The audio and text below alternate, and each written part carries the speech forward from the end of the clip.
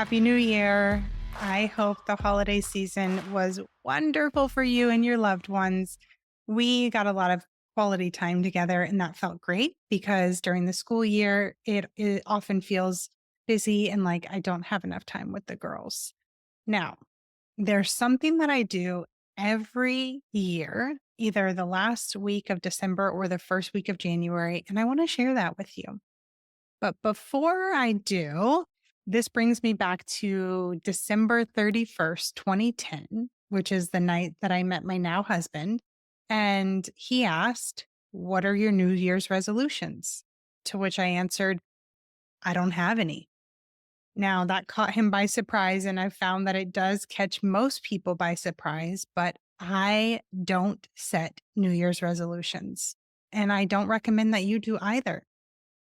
What if, instead of setting resolutions that tend to feel overwhelming and tend to feel unattainable, what if you could just choose one powerful word to guide your year instead?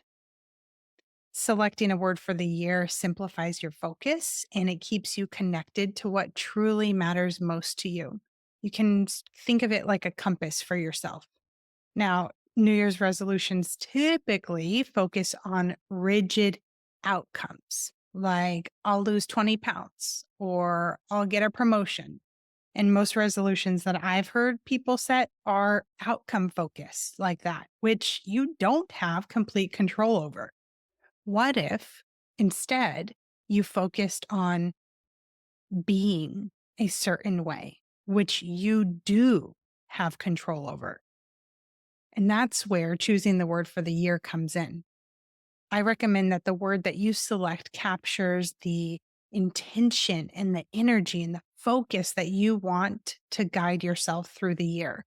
It could be a guidepost for decision making, for a source of inspiration when those inevitable challenges arise, they will, or a way for you just to continually align yourself with your values and with your goals.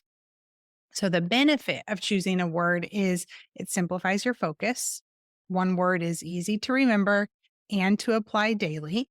It also helps you stay flexible and adaptable when life happens because it will. Things that you're not expecting, hard things, they'll come up. And you can stay grounded in your intention by having that word as your guidepost. It also connects you to your why, not just what you want to happen or the result that you want. And choosing a word also plants a seed in your subconscious mind and it primes it to notice opportunities, thoughts, and actions that align with that word. Now, I have encouraged women to set intentions many times. And one time at a Bravecation retreat, someone responded like, "What good is that going to do? Like, why does that matter?" Here's what I want you to know. There is literally too much information for your mind to process. So your mind uses something called the RAS or the reticular activating system to filter out what's important. And you get to tell your mind what's important. So you do this all the time. I'm going to give you an example. Before I purchased a blue Subaru that I have now, I never saw Subarus anywhere. I remember a few years prior, my friend mentioned that she purchased one, and I was so unfamiliar with the brand that I was like, "Is that the company that makes jet skis?" No, by the way, it's not. It's not the same company. But all that to say, I never saw them. I wasn't familiar with the brand. And then a few years later, I decided to purchase a Subaru. And guess what I started seeing everywhere? Subarus. There were not suddenly more Subarus driving around. My RAS or reticular activating system just stopped filtering them out. I told my mind these are important, so it didn't filter them out anymore.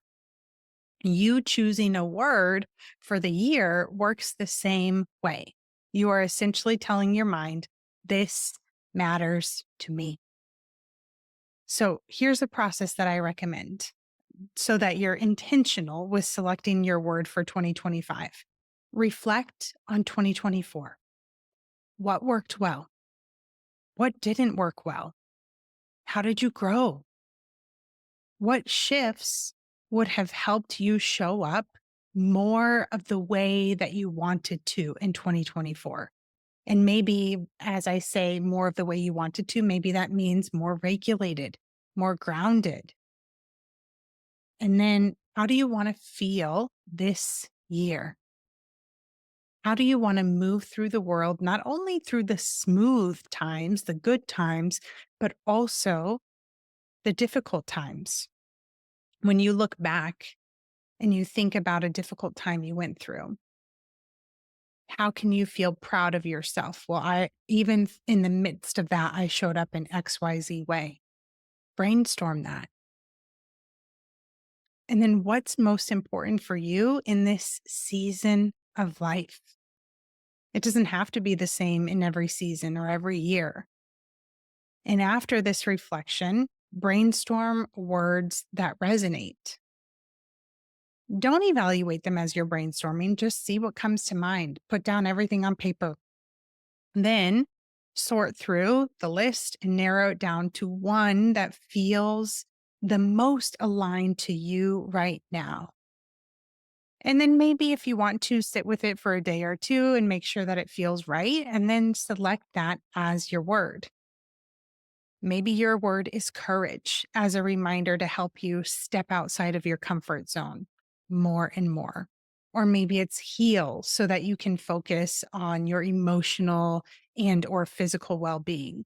Or maybe it's joy as a reminder to allow yourself to experience joy even in the small, mundane, everyday moments. In 2024, for me, there were several things that did not go the way that I wanted them to, or the way that I envisioned, or the way that I thought that they would, like the surrogacy journey and growth in my business. Yet, as I sit here today, everything is okay. Everything's fine. And I know in my soul that everything will work out exactly the way that it's supposed to, and that sometimes I don't understand that until after the fact. So, my word for 2025 is trust.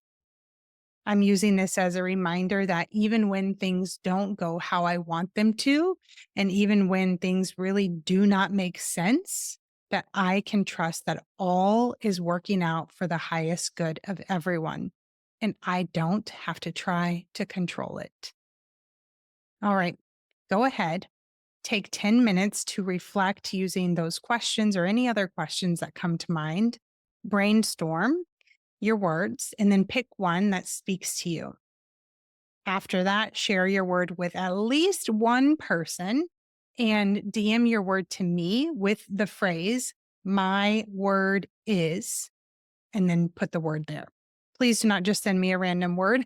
Put my word is, and then whatever your word is, and I will enter you into a giveaway. So if you want to be in that giveaway, send me my word is on Instagram or on Facebook. Remember, one word has the power to set the tone for your year. Choose it with intention and just let it guide you toward a year filled with purpose and meaning.